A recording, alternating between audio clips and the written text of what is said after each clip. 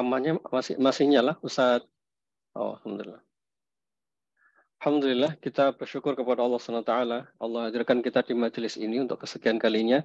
Semoga teman-teman kita yang belum bisa hadir dimudahkan oleh Allah untuk segera hadir atau nanti bisa menyimak di rekamannya, mudah-mudahan insya Allah. Salawat serta salam semoga senantiasa tercurah kepada baginda Nabi Muhammad SAW, keluarganya dan para sahabatnya. Semoga senantiasa Allah jadikan kita hamba-hambanya yang istiqamah mengikuti jalan beliau insya Allah. Bapak Ibu sekalian yang dirahmati Allah, di beberapa waktu ini saya mendapati beberapa chat ya, beberapa kondisi dari ayah, dari ibu yang sangat rumit menghadapi anak-anak. Saya kira ini problem yang kita hadapi bersama sepertinya, karena ini masalah sejuta umat. Semua kita sebagai orang tua pasti mengalami situasi berat atau situasi rumit dalam mendidik anak-anak. Tapi itu sesuatu yang lumrah, Karena ini amal yang besar nilainya di sisi Allah, amal yang berat timbangannya, amal yang akan terus mengalir pada saat kita sudah tidak bersama mereka. Semata-mata karena itulah kita berjibaku lebih berat lagi, berjibaku lebih keras untuk mendidik anak-anak, karena ini akan menjadi salah satu ladang amal terbaik bagi orang tua, insya Allah.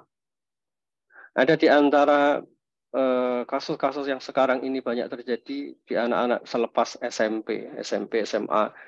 Pergaulan itu luar biasa dalam tanda kutip. Ada yang jatuh kepada perzinaan, kemudian membuat shock kedua orang tuanya ketika akhirnya mendapati kenyataan ini yang terjadi pada sebagian anandanya. Hal-hal semacam ini ternyata tidak hanya satu dua. Nanti kalau kita ikuti di medsos, di Facebook dan yang lainnya, cerita semacam ini ternyata juga cukup banyak. Dan itu semua di luar kendali orang tua. Artinya kita tidak bisa melihat sebenarnya apa yang terjadi pada anak-anak kita. Kadang anteng di rumah, tapi ternyata ketika kita tidak di rumah, mereka melakukan hal yang di luar dugaan kita. Sekali lagi ini sangat sulit bagi kita kalau misalnya kita menggunakan pendekatan psikologi murni ya. Mungkin itu akan sangat berat sekali. Orang jika mendidik itu murni tentang cara mendekati anak saja, maka pasti kita semua akan putus asa. Pasti akan putus asa. Kenapa? Karena kita berhadapan dengan masa di mana anak itu sudah enggan untuk duduk bersama orang tua sekarang ini. Nyaris waktu-waktu mereka itu, bahkan kita sendiri sebagai orang tua, waktu-waktu kita lebih banyak kita gunakan untuk diri kita sendiri. Nah, begitu jadi anak-anak. Waktu yang seharusnya bisa bersama orang tua itu menjadi sedikit sekali. Nah, itulah yang kemudian menjadi anak-anak yang mulai pergaulannya di luar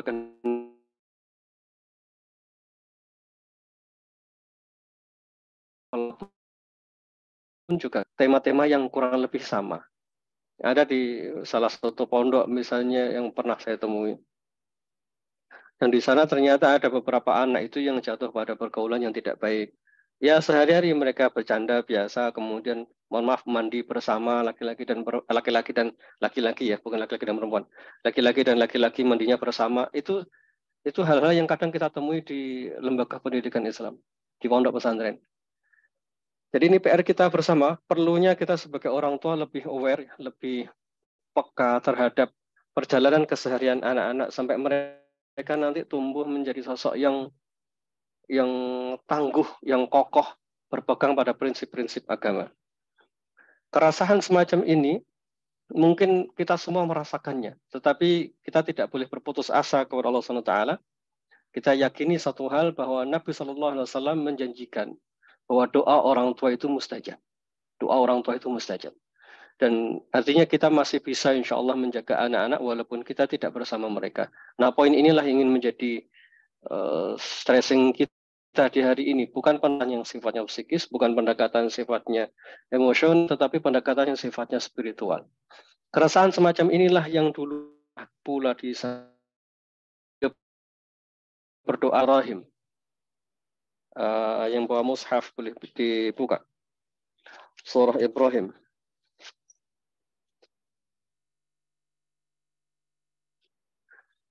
Mulai ayat ke-35, 36, 37. Sesaat setelah Nabi Ibrahim alaihissalam meletakkan istri dan anak beliau di Makkah, di tempat yang kering kerontang yang tidak ada orang sedikit pun, hanya beliau berdua, yaitu Ibunda Hajar dan Ismail alaihissalam. Beliau tempatkan kedua mulia ini di tempat yang sepi itu. Lalu kemudian Nabi Ibrahim alaihissalam meninggalkan itu. Lalu kemudian, ada 3 doa kurang bagian awal yang mulai 35. Beliau mendoakan negeri itu menjadi negeri yang aman. Kemudian pada potongan doa berikut,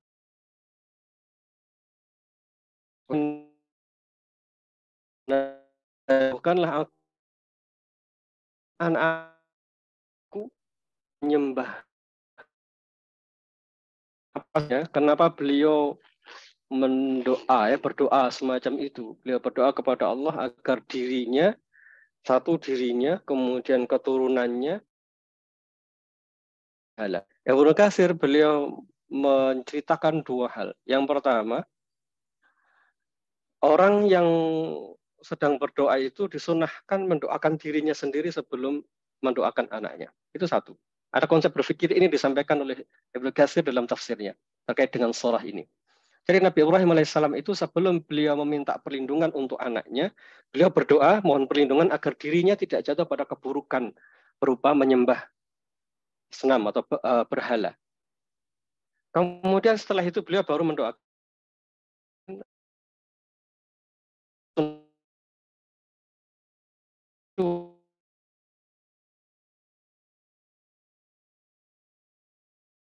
mungkin ya gambaran Nabi Ibrahim alaihissalam muncul kalimat ini. Akan istri lalu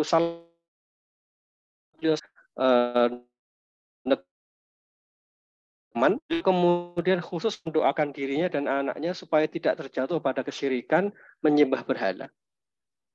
Imam Qurtubi kemudian Ibnu Katsir menjelaskan ini kaitannya karena di masa lalu beliau pernah hidup di sebuah masa yang orang-orang di zaman itu budayanya, mitosnya, keyakinannya itu sangat dekat dengan kesyirikan, menyembah berhala dan sejenisnya. Itu budaya yang sangat dominan di masa itu. Sehingga ketika Nabi Ibrahim alaihissalam berdakwah ke Namrud, itu selama itu mereka punya berhala yang begitu banyak. Lalu singkat cerita beliau kemudian menghancurkan berhala itu. Itu memang budaya yang sudah ada di waktu itu, orang-orang itu memang menyembah berhala. Termasuk juga ayahnya Nabi Salam itu juga membuat berhala. Termasuk orang kepercayaannya dari Namrud. Jadi ini lingkungannya seperti itu modelnya. Lalu kemudian ketika Nabi Ibrahim alaihissalam ini di waktu itu, nyaris seluruh penduduk di negeri itu berlomba membawa kayu bakar untuk nimbrung terlibat membakar Nabi Ibrahim alaihissalam. Sampai Ibnu Katsir menceritakan, ada seorang nenek-nenek yang dia ini menangis, sedih, karena tidak sempat menyerahkan kayu bakar untuk membakar Nabi Ibrahim alaihissalam. Bisa kita bayangkan itulah situasi budaya di masa itu. Orang-orang yang ada di zaman itu, lahir di zaman itu, kalau dia tidak mendapatkan rahmat, maka dia pasti akan mengikuti budaya waktu itu. Sehingga Imam Qurtubi kemudian ketika beliau menjelaskan ayat ini, beliau mengutip salah satu pendapat dari ulama. Maka tidak ada lagi orang yang terjamin keamanannya setelah Nabi Ibrahim berdoa ini. Maksudnya apa? Maksudnya kalau Nabi Ibrahim saja berdoa mohon perlindungan untuk dirinya dan keturunannya dari menyembah berhala, apalagi kita yang bukan Nabi Ibrahim. Jadi kalau Nabi Ibrahim saja memohon perlindungan dari yang namanya berhala dan kesyirikan itu, maka tidak akan ada orang yang mampu selamat kecuali dia mendapatkan taufik dari Allah SWT. Inilah situasi yang terjadi di waktu itu. Nah, mungkin refleksinya ke kita semua hari ini kita mungkin tidak melihat penyembahan berhala itu, tetapi kita melihat budaya yang sangat mirip lah mungkin ya, orientasi hidupnya, kehidupannya kita semua antara orang tua dan anak mirip, seperti misalnya menghabiskan waktu dengan pertemanan, menghabiskan waktu dengan HP dan yang lain sebagainya. Itu budaya yang sekarang ini sangat dominan di kita semua. Nah, salah satu doa yang disampaikan oleh Nabi Ibrahim di tengah budaya yang semacam itu, nah doa ini. Tidak ada salahnya mungkin nanti kita berdoa dengan model begini ya, doakan untuk diri sendiri dan anak-anak, keluarga kita, supaya terbebas dari penyembahan terhadap berhala. Tapi yang kita maksud adalah fitnah, ujian di masa-masa sekarang ini. Jadi yang dilakukan oleh Nabi Ibrahim alaihissalam berangkat dari sebuah keresahan karena beliau melihat bagaimana ayahnya membuat berhala, kemudian melihat bagaimana kondisi masyarakat yang semacam itu, maka begitu beliau kemudian meletakkan istri dan anaknya di Mekah, beliau dalam pikirannya, dalam batinnya, itulah yang beliau sebut pertama kali. Keresahan itu akhirnya membuat beliau mengangkat tangannya dan itu diwujudkan dalam bentuk doa. Nah, itu mungkin yang perlu kita lakukan hari ini. Kenapa ini menjadi salah satu jalan keluar yang harus kita pakai? Karena ini pendekatannya bukan akal lagi. Ini kita di masa akal itu sangat sulit untuk digunakan. Betapa banyak sekarang orang tua itu shock melihat pergaulan anak, orang tua itu terkaget-kaget melihat tiba-tiba lisannya anak itu berubah, tiba-tiba yang tidak pernah mengenal HP kemudian berubah drastis, yang tidak pernah mencuri tiba-tiba mencuri. Ini situasi yang membuat kita terheran-heran dari waktu ke waktu. Kita di rumah mengajari mereka untuk berbuat kebaikan, menyekolahkan di tempat yang baik, tapi tiba-tiba kita temukan mereka melakukan hal yang salah. Ini adalah sebuah kelaziman yang mungkin mirip dengan situasi yang dialami oleh Nabi Ibrahim itu. Bapak-Ibu sekalian yang dirahmati Allah, jadi poin pertama, mari sama-sama kita berdoa dengan doa yang ada di surah Ibrahim tadi. Berangkat dari sebuah kondisi yang meresahkan semacam ini, lalu angkatlah kedua tangan kita untuk mendoakan diri sendiri dan anak-anak. Tapi di sini ada pelajaran berharga, bahwa terbebas dari berhala tadi. Yang pertama kali beliau minta itu bukanlah untuk anaknya terlebih dahulu, tetapi dirinya sebagai seorang ayah. Bebaskan aku, lalu keturunanku dari penyembahan terhadap berhala. Berarti kalau ini kita ambil sebagai pelajaran berharga di tengah situasi yang sangat berpengaruh terhadap kehidupan internal kita dalam keluarga, ini semua harus prosesnya sama. Ayah, ibu harus punya pikiran yang sama. Surah Ibrahim ayat ke-35. 35, 36, 37. Jadi orang tua yaitu ayah, ibu harus punya frame yang sama, punya keresahan yang sama. Ini kan Nabi Ibrahim itu meletakkan istri dan anaknya di tempat yang gersang, tidak ada orang yang sama sekali. Mestinya kan berpikir, di sini aman deh, ini tidak kayak di tempat saya nih. Mestinya kan berpikir begitu. Tetapi yang namanya kesyirikan itu bisa datang di tempat terbaik sekalipun. Keburukan itu bisa datang di tempat yang terbaik sekalipun. Kan begitu logikanya akhirnya. Sama seperti yang kita rasakan hari-hari ini, rumah kita itu kayak pesantren gitu misalnya. Tapi kita tidak tahu di kamar kita anak-anak ngapain.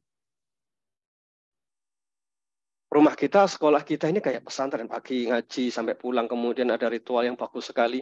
Tapi kita tidak tahu apa yang ada dalam genggaman tangannya ketika dia memegang HP. Jadi keburukan itu bisa hadir di tempat terbaik sekalipun. Jadi Nabi Ibrahim itu berdoa dengan kalimat ini ketika beliau ada di Mekah, sebelum beliau meninggalkan istri dan anaknya. Di tempat terbaik, namun doa justru selain mendoakan keberkahan untuk negeri itu, beliau justru memohon supaya anaknya dibebaskan dari penyembahan terhadap berhala. Renungannya sekali lagi, keburukan itu bisa hadir di tempat yang sangat baik sekalipun. Sebagaimana keburukan itu bisa hadir di sebuah keluarga yang sangat agamis sekalipun. Kan itu yang membuat kita sekarang ini terheran-heran. Nah itu yang tidak bisa kita cegah kecuali dengan rahmat dan taufik Allah SWT. Kita hari-hari ini mungkin hanya bisa mengandalkan itu. Selain ikhtiar zahir semampunya, yang berikutnya adalah rahmat, pertolongan Allah, rahmat, pertolongan Allah. Itu yang bisa membuat anak-anak itu terjaga. Ini situasi yang saya menyebutnya rumit. Situasi yang rumit karena memang ini teori sudah tidak bisa digunakan maksimal. anak-anak dihadirkan, didudukkan, dinasihati, itu rasanya kita semua sudah melakukan itu. Tetapi sekarang ini faktor yang berpengaruh kepada anak itu begitu banyak. Nah, ini kan situasi yang kita alami. Tapi kita bersyukur kepada Allah SWT, informasi dalam Al-Quran ini menggambarkan, oh berarti meskipun anak-anak tumbuh atau kita sendiri tumbuh dalam situasi yang buruk sekalipun, kalau Allah sudah memberikan rahmat, tidak ada masalah. Ya, kalau Allah sudah menurunkan rahmat, tidak akan ada masalah sama sekali. Nah, ini yang ingin kita hadirkan. Mengundang rahmat Allah SWT agar anak itu tetap tumbuh dalam kebaikan. Nah, poin pertama dalam surah ini akhirnya, bagi para ayah, para ibu, dan anak, ayo mulai kerasahan itu muncul tuh, munculkan kerasahan itu, pikiran itu muncul, peka gitu, jangan cuek. Sekali lagi saya ingin gambarkan begini, Nabi Ibrahim itu berpindah dari tempat yang tadinya dikuasai oleh Namrud itu, lalu kemudian beliau di tengah perjalanannya di kemudian hari beliau letakkan istri dan anaknya di tempat yang tidak ada Namrudnya sama sekali. Tetapi toh akhirnya beliau tetap berdoa, peka bahwa ini sebuah ancaman yang bisa memberi kehidupan keturunannya. Nah, kepekaan inilah yang dituntut atas diri kita semua, para ayah, para ibu. Yang perlu sedih, perlu banyak ngobrol, perlu banyak berdoa tentang hal ini adalah ayah dan ibu. Kompak, harus kompak. Nah, tapi yang unik dalam peristiwa ini, dalam peristiwa pindahnya Nabi Ibrahim alaihissalam dan Ibunda Hajar itu, yang dominan nampak dalam redaksi doa-doa itu justru Nabi Ibrahim alaihissalam. Doa ibu itu seolah-olah kayak tidak nampak gitu di kisah ini.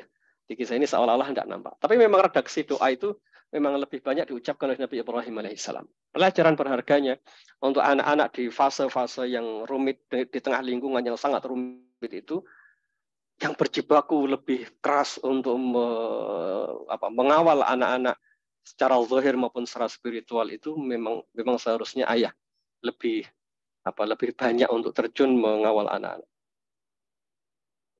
Mari kita melompat ke surah An-Nisa ayat ke-9. Surah An-Nisa ayat ke-9. Bahwa kerasahan ini juga pernah terjadi di masa lalu. Di masa waktu itu terjadi peperangan, ini saya sebutkan, saya kutipkan dari tafsir Qurtubi. Terjadi peperangan waktu hendak penaklukan Konstantinopel. Waktu itu kemudian ada dialog antara Syaibani, kemudian ada Ilami, dan satu lagi, saya lupa, ada 3 atau 4 orang. Mereka ngobrol tentang fitnah akhir zaman. Mereka ini diskusi. Baik, skip dulu. Kita kembali ke kisah Nabi Ibrahim. Nabi Ibrahim tadi itu di masa yang beliau sendirian berhadapan dengan Namrud dan bala tentaranya, lalu kemudian beliau punya keluarga. Nah, keluarga ini yang menghadapi ujian yang semacam itu. Nah, ini berbeda kisah jauh ribuan tahun setelahnya. Dialog ini ada di tafsir Qurtubi di surah An-Nisa ayat ke-9. Nah, waktu itu ada Ilami dan yang lainnya, mereka ini ngobrol, bercerita tentang fitnah akhir zaman. Tentang ujian yang berat yang dialami di masa itu. Tentang Dajjal yang dengan semua fitnahnya, dengan semua keburukannya, tipuannya, menyesatkan semua makhluk, semua manusia di zaman itu. Lalu kemudian kerusakan-kerusakan yang muncul di sekitar akhir zaman. Orang mulai menjauh dari agama. Orang sudah tidak peduli lagi dengan agama, dan lain sebagainya. Jadi keburukan itu begitu nampak di akhir-akhir masa bumi ini. Lalu dalam dialog itu muncullah salah satu di antara mereka ini kalimat, aku ini lebih baik kayaknya tidak punya anak deh. Kenapa? Karena fitnah di masa itu semakin berat. Aku tidak mampu menghadapinya. Apa yang harus kulakukan untuk anak-anakku? Lalu kemudian ada Laimi mengatakan, maukah aku tunjukkan sebuah kalimat, sebuah ayat yang jika engkau mengamalkannya, maka Allah akan menjaga anakmu meskipun kau sudah tidak bersama mereka lagi. Ini pemahaman yang sangat luar biasa, membuat batin kita tenang, bersyukur. Kenapa? Karena ini yang kita harapkan. Karena faktanya memang kita tidak bisa menemani anak-anak di masa itu. Bahkan masa kita sekarang ini saja sudah, kita seolah-olah tidak mampu mengingi anak-anak. Zaman kita sudah berbeda. Orientasi hidup kita ini seolah-olah sudah tidak. anak-anak. Orientasi kita sebagai orang tua ini sudah mulai mencari nafkah, bangun rumah, ngurusi rumah tangga. Itu yang menjadi orientasi pikiran kita. Sementara anak-anak itu punya pikiran yang mungkin tidak sama dengan kita. Nah, ini problem yang terjadi di masa itu sampai akhirnya fitnah itu seperti tidak bisa dihadang oleh orang tua. Nah, apakah kita merasakannya hari ini? Fitnah ujian yang menimpa anak-anak kita seperti tidak terbendung. Kita itu seperti orang yang apa ya, gagap gitu. Kenapa begini, kenapa begitu? Tiba-tiba saja semua bermunculan di depan kita keburukan-keburukan itu tanpa bisa kita cegah. Nah, lalu kemudian ada lagi menyampaikan surah An-Nisa ayat ke-9. وَلْيَخْشَى الَّذِينَ لَوْ تَرَكُوا مِنْ خَلْفِهِمْ ذُرِّيَّةً ضِعَافًا خَافُوا عَلَيْهِمْ فَلْيَتَّقُوا اللَّهَ وَلْيَقُولُوا قَوْلًا سَدِيدًا. Dan hendaklah orang-orang itu takut kepada Allah sekiranya mereka meninggalkan keturunan yang lemah di belakang mereka, yang mereka khawatir terhadapnya. Oleh sebab itu hendaklah mereka bertakwa kepada Allah dan hendaklah mereka berbicara dengan tutur kata yang benar. Nah, beliau menyampaikan ini. Ayat ini sebenarnya terkait dengan sebagian mufassir menyebutkan terkait dengan pengelolaan atau pengasuhan terhadap anak yatim. Sehingga seseorang itu yang sedang mengurusi anak yatim, mereka tidak boleh berlaku zalim kepada anak itu. Atau orang yang sedang menuju sakaratul mautnya, lalu dia kemudian membuat wasiat, yang wasiat itu bisa merugikan anak-anaknya sendiri. Pada awalnya di sebagian besar para mufassir menyebutkan tentang hal itu. Nanti bisa ditemukan di Tafsir Katsir, Qurtubi dan At-Tabari, kurang lebih mirip-mirip pada poin itu. Jadi ini tentang pengurusan orang tua kepada anak, memberikan hak anak. Yang dimaksud dengan bertakwalah kepada Allah dalam urusan anak itu maksudnya adalah berikanlah hak-haknya anak. Ya, berikanlah hak-haknya anak. Saya ulangi, berikanlah hak-haknya anak. Maksudnya bertakwalah kepada Allah dalam urusan anak itu, ya berikanlah haknya anak. Jagalah haknya anak. Kemudian didiklah anak. Itu yang dimaksud bertakwa kepada Allah dalam urusan anak. Ini makna yang pertama. Jadi kita bertakwa kepada Allah dalam urusan anak itu maksudnya, ya takutlah kepada Allah atas haknya yang kita abaikan. Takutlah kepada Allah atas kedudukannya yang kita rendahkan. Takutlah kepada Allah atas haknya yang selama ini kita tidak memperdulikannya. Jadi maksudnya bertakwalah kepada Allah dalam urusan anak ini. Takutlah kalau kita ini akan dihisab oleh Allah karena kita tidak memberikan haknya anak. Ini yang dimaksud bertakwa dalam urusan anak. Kemudian yang kedua adalah orang tua itu sendiri menjaga ketakwaan dalam dirinya. Jadi yang dimaksud oleh Ad-Dailami tadi ketika beliau ngobrol dengan Asy-Syaibani dan yang lainnya, beliau sampaikan dalam poin ini, kalau ente nih pengen anak-anak nanti dijaga sama Allah, secara zahir itu lakukan apa itu? Jaga haknya. Nimbrung dalam kehidupan anak. Didik. Kalau dia perlu belajar agama, ajari agama. Kalau dia perlu harta yang halal, berikan harta yang halal. Kalau dia perlu seorang ibu yang dekat, suruh istri lebih dekat dengan anak. Kalau dia perlu seorang ayah yang tegas, hadirlah sebagai ayah yang tegas. Ini haknya anak semua. Kalau anak itu mengalami problem, berselisih dengan orang, muncullah sebagai ayah.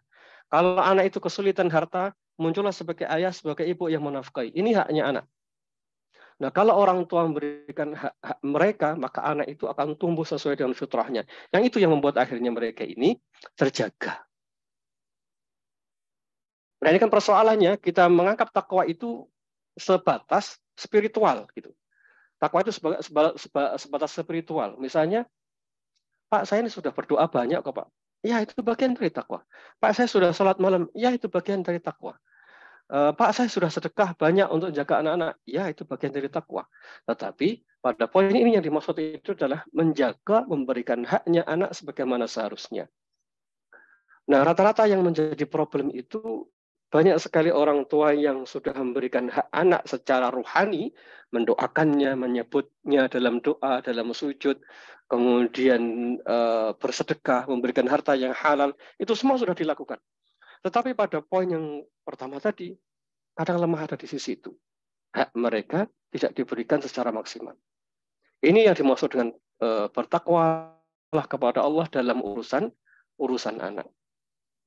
Lalu yang berikutnya, kenapa bertakwa ini menjadi jalan keluar? Satu kalimat yang ada di Qurtubi, nah orang yang bertakwa itu nanti mereka akan diberikan jalan keluar ketika mereka menghadapi kesulitan. Jadi secara zahir sudah dilakukan nih, nasihati, ngajari, menghabiskan waktu bersama anak-anak, dan seterusnya lah sudah kita lakukan. Lalu secara spiritual kita sudah bangun malam. Tapi ternyata anak-anak itu misalnya kenal jalan yang negatif misalnya, atau ketemu dengan situasi yang buruk misalnya. Kalau semacam itu yang terjadi, mudah-mudahan Allah berikan untuknya makhraja, jalan keluar. Wa may yattaqillaha yaj'al lahu makhraja wa yarzuqhu min haitsu la yahtasib. Kalau kita ini bertakwa, maka Allah akan jadikan baginya jalan keluar. Jalan keluar atas apa? Atas kesulitan yang menimpa anak yang di mana kita pun tidak mampu menyelesaikannya. Terkait dengan surah ini, surah At-Talaq ayat ke-2 dan 3, ini geser ya dari surah An-Nisa, geser ke surah At-Talaq ayat 2 dan 3. Di situ ada problem tentang anak juga. Tempo hari sudah lama ya saya share artikel tentang Auf bin Malik. Ya, Auf bin Malik. Beliau punya anak yang anaknya ini tertawan oleh orang-orang Quraisy, ditawan oleh mereka. Lalu mereka ini, dua orang ini, suami istri, Auf bin Malik beserta istrinya, bingung, panik. Lalu kemudian mereka datang kepada Nabi Shallallahu Alaihi Wasallam. Kenapa datangnya kepada Rasulullah? Ya tentu berharap bahwa beliau mungkin akan membantu secara militer untuk mengambil putranya misalnya, atau bentuk ikhtiar-ikhtiar zahir yang lain. Tapi ternyata Nabi Shallallahu Alaihi Wasallam menyarankan kepada Auf bin Malik untuk membaca La haula wa la quwwata illa billah. Beliau diperintahkan untuk membaca doa itu.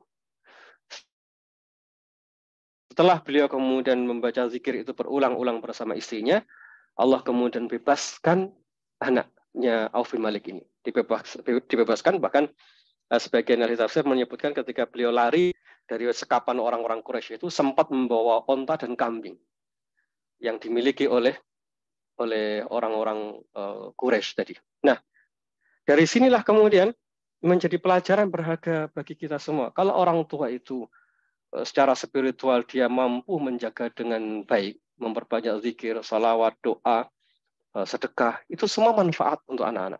Manfaat insya Allah. Siapa yang harus melakukan ini?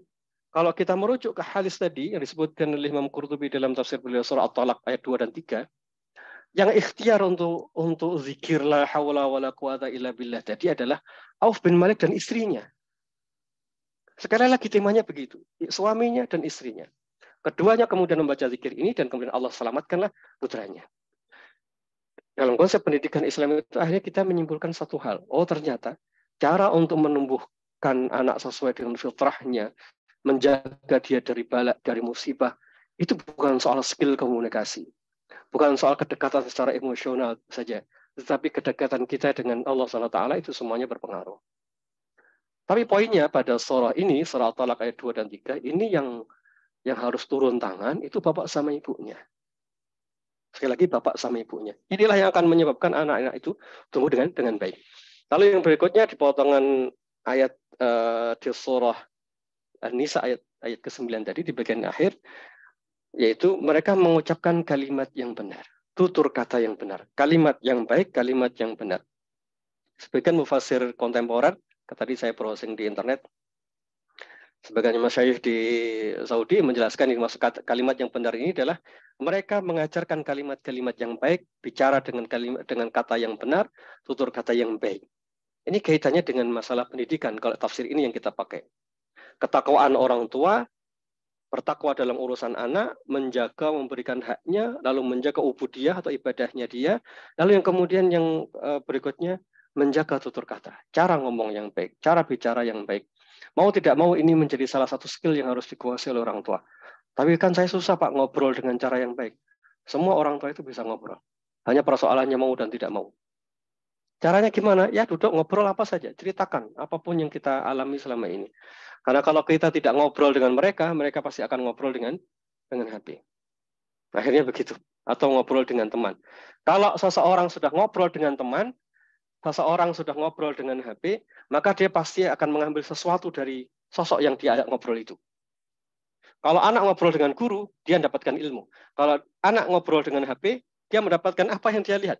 Kalau dia ngobrol dengan teman, ya dia akan ketularan apa yang didapatkan dari teman. Ngobrol itu proses penularan ilmu, emosi, dan seterusnya. Makanya dalam kasus-kasus yang ada dalam Al-Quran, cerita-cerita yang ada dalam Al-Quran, dialog orang tua dan anak, para nabi dan anak, itu manfaatnya luar biasa. Itu membentuk karakter mereka, mempengaruhi mereka. Luapan batin orang tua ketika ngobrol, ketulusan orang tua itu semuanya berpengaruh kepada anak-anak. Bapak sekalian yang dirahmati Allah, beberapa waktu yang lalu saya ketemu di salah satu pondok pesantren Islam, pondok pesantren. Di situ yang tadi saya ceritakan di awal. Jadi anak-anak ini mandi di tempat yang sama bersama laki-laki. Tidak ada yang tahu. Tapi untungnya waktu itu ketika saya menjenguk, mereka cerita gitu anak-anak. Lalu saya nasihati tentang, udahlah tidak usah terlalu ngoyoh untuk mandi misalnya. Udah yang penting suci, mandinya diatur. Tidak ada yang tahu begitu. Gurunya tidak ada yang tahu.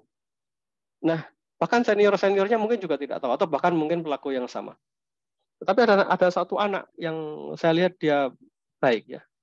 Saya lihat dia baik. Saya tanya, kamu juga begitu, Mas? Enggak. Gimana caranya? Jadi rupanya alhamdulillah si anak ini dia bisa menjaga diri. Jadi ketika dia mandi di tempat itu, ketika ada orang ketika temannya mau masuk gitu, dia bentak kawannya dan dia milih berantem daripada temannya masuk ke kamar mandi itu. Saya bilang bagus itu. Karena kamu mempertahankan sesuatu yang baik. Nah, sejak saat itu akhirnya teman-temannya pada sungkan untuk masuk ke kamar mandi ketika dia ada di situ. Bahkan ketika dia mandi di situ, teman-temannya pada berjaga di luar supaya dia tidak waktu dia mandi tidak ada yang ikut terobos ikut masuk ke dalam. Teman-temannya malah bantu jaga. Nah, ketika saya lihat perkembangannya dari awal si anak ini, masya Allah dia memang belajar dari awal sungguh-sungguh. Nah, ini yang kita bersyukur kepada Allah SWT, karena berarti ketika seseorang itu ditumbuhkan dengan baik, ya dia akan betul-betul belajar.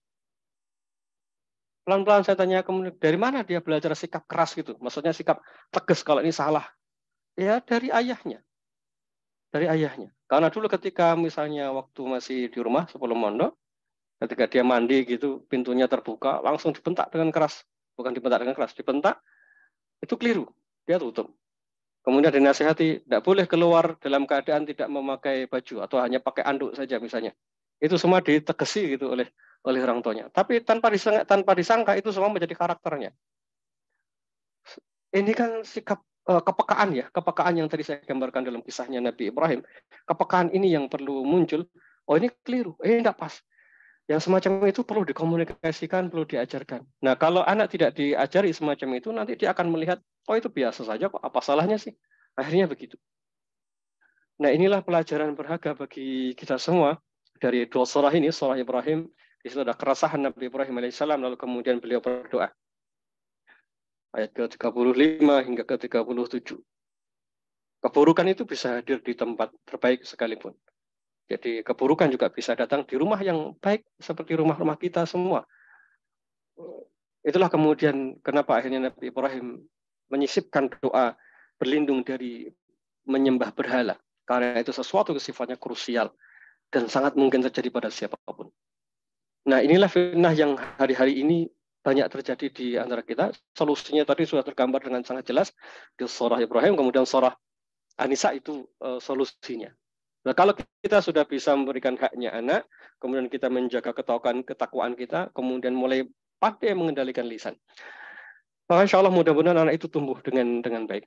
Saya ingin kembali ke menjaga lisan itu. Kenapa poin ini diangkat itu? Saya kadang merenungkan kenapa poin menjaga lisan atau berkata benar ini menjadi sangat krusial diangkat.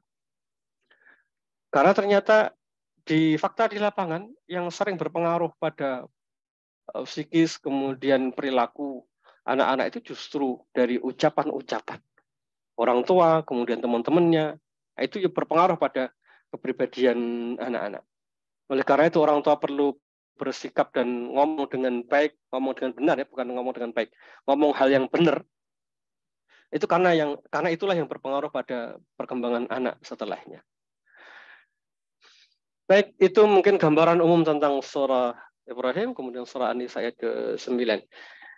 Kalau kita bisa mengamalkannya, mudah-mudahan anak-anak akan tumbuh dengan baik, insya Allah. Gitu ya, Bapak Ibu sekalian. Semoga Allah berkahi majelis kita. Semoga yang singkat ini bermanfaat. Waalaikumsalam. Saya kembalikan ke Ustaz Abiyadi. Masya Allah. Ternyata di tempat yang baik sekalipun kadangkala masih ada keburukan, Ustadz ya. Ya, Jika betul begitu. tidak dibiasakan dalam menjaga nilai-nilai yang kita tanamkan di dalam diri anak kita atau keluarga kita. Dan betul Ustadz, ada beberapa waktu lalu kami pernah ketemu yang semacam itu. Jadi di dalam satu dulu sempat saya tulis di Facebook, saya diprotes karena menyebut nama lembaga Islam. Akhirnya saya rubah di sebuah asrama lah, intinya mah gitu. Ternyata di asrama ini tidur itu dalam satu asrama itu tidurnya satu kasur berapa ya, 2 orang. Nah, tanpa disengaja ketika pas tidur itu, pas berbalik, sama-sama berbalik, satu jenis ini, anak yang satu jenis tadi, ternyata ada yang tersentuh ketika tidurnya. Dan disitulah awal mula dari sebuah ketidakbaikan itu. Ya. Kalau ditanya mereka ngerti ilmu, mereka paham semua karena memang di situ yang dipelajari adalah ilmu agama, tetapi ternyata tidak mampu menjaga daripada dorongan yang buruk tadi, Ustaz. Nah, itu kira-kira ketika seperti itu nanti yang bermasalah itu kira-kira apanya, Ustaz? Apakah ilmunya tidak bermanfaat?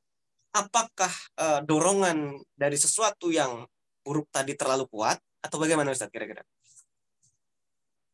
Iya, situasi yang dialami oleh Nabi Ibrahim alaihissalam tadi, situasi masa itu sekitarnya itu sangat buruk. Itu lingkungan yang sangat berpengaruh memang.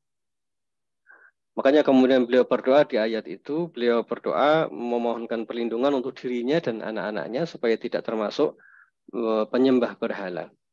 Dan di situ kemudian dijelaskan lagi di ayat selanjutnya. Jelas sekali beliau sampaikan bahwa berhala-berhala itu telah menyesatkan sebagian besar manusia. Ya, memang berarti faktor eksternal itu sangat berpengaruh. Sangat berpengaruh kepada perkembangan anak-anak. Jadi bagaimana caranya? Ya, ini pentingnya orang tua, kemudian guru diskusi pada poin ini. Ini kan poin yang terlewatkan.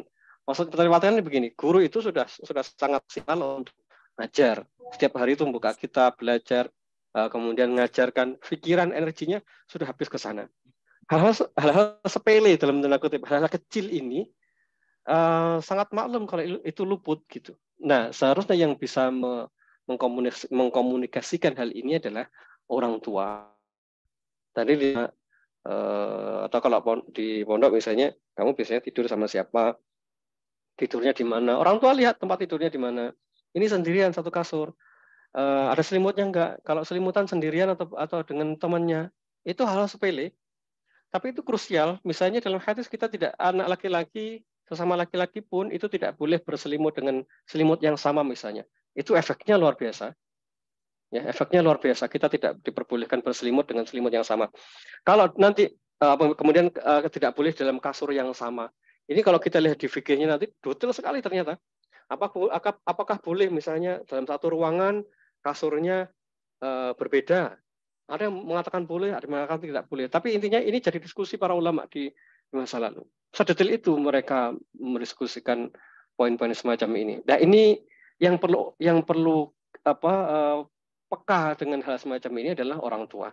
Makanya tadi dalam kisahnya Nabi Ibrahim berdoa untuk anaknya itu masih bayi itu ditinggal di Mekah itu.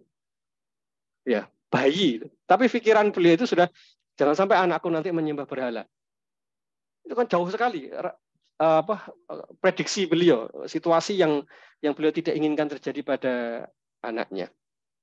Padahal anak itu waktu itu masih bayi. Jadi pikiran tentang atau batin yang khawatir tentang keburukan yang akan menimpa pada anak itu betul-betul muncul dalam pikiran dan batin orang tua. Meskipun anak itu masih bayi, beliau menyempatkan. Nah, yang terjadi sekarang mungkin tidak begitu. Sudah ada masalah baru doa gitu.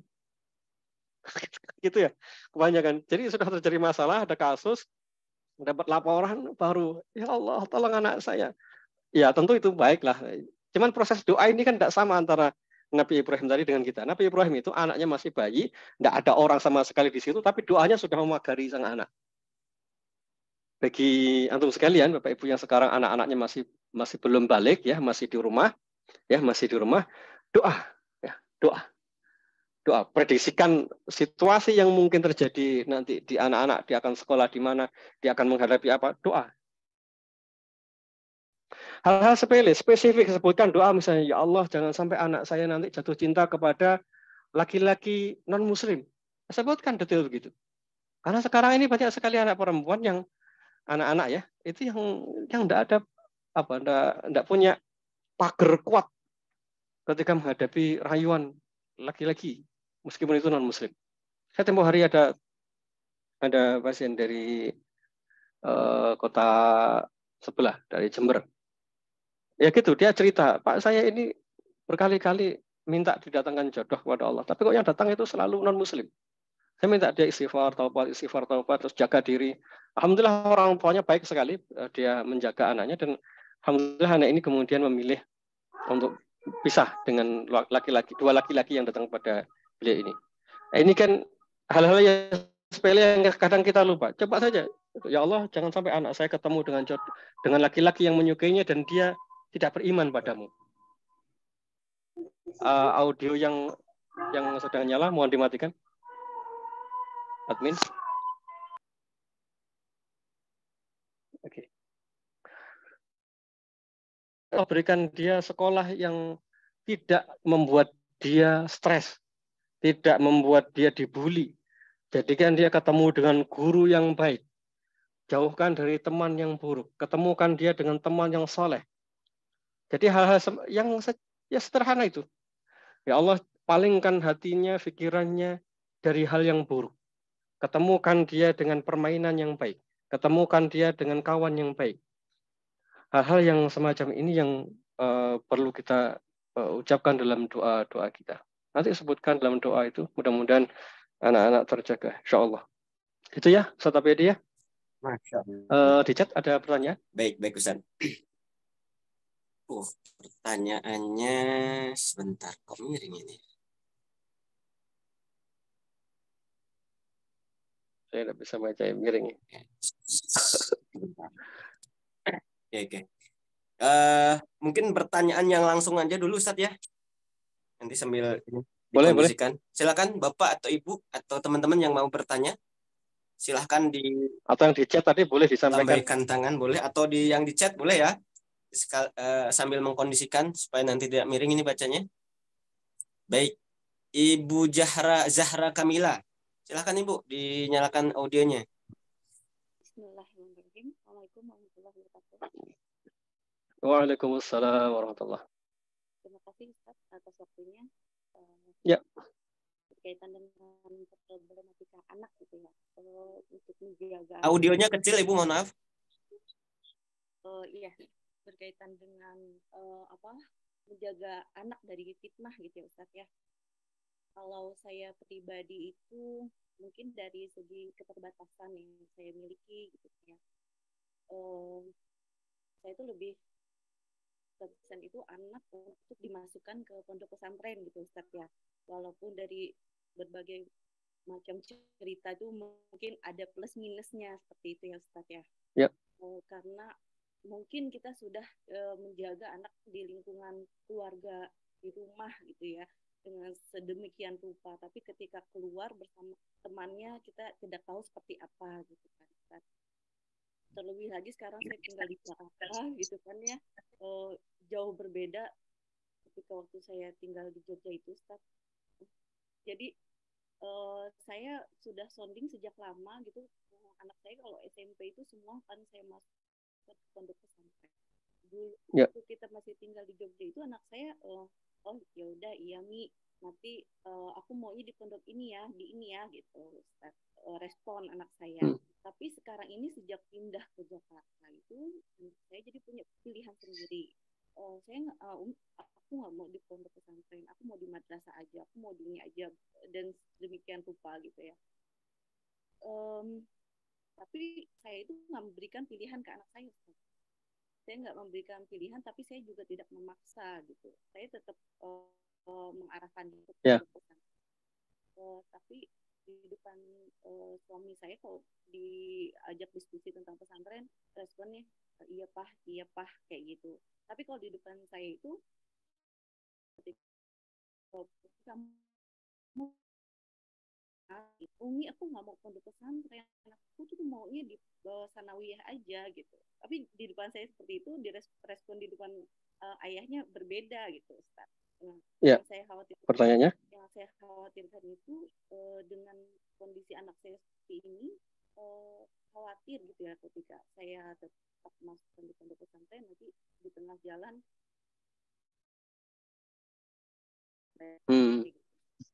jadi kondisi seperti ini. Kok aneh? Saya masukkan. Enggak berhenti maksudnya. Suaranya bisa dimatikan, admin, biar nggak masuk semua. Baik, Bu Zara, sudah cukup, Bu Zara? Sudah, Ustaz. Memungkinkan tidak ya untuk anak saya ke papahnya bilang seperti itu? Ya.